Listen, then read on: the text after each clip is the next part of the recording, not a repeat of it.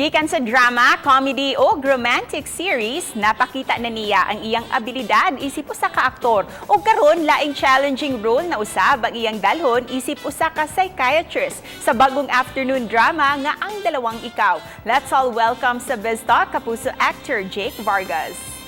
Maayong buntag, Jake, at welcome dito sa GMA Regional Hello po TV mga Live. kapuso, kamusta po kayong lahat?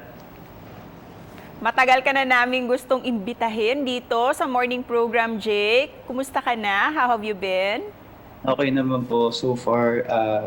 Nakakaraos naman kahit may pandemic pa rin tayo hanggang ngayon. Yun po. Jake, every morning pagising mo, ano na ang naging routine mo? Ano din yung pampagising mo, Jake?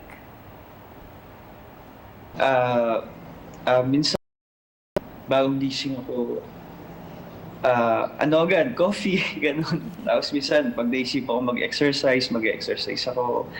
And kakamustahin ko yung father ko, ganun lang. Kumusta na kayong dalawa ni Ina? Okay naman po kami. Sa 4 years po namin, okay naman po yung relationship namin. So, hindi naman po nawawala yung mga away, pero nagkakabati naman po kami agad.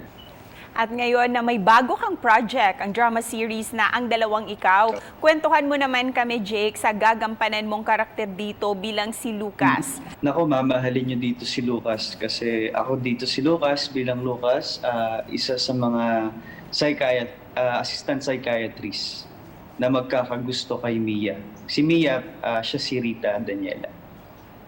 Ayun, kumbaga parang love triangle ni Kenchan.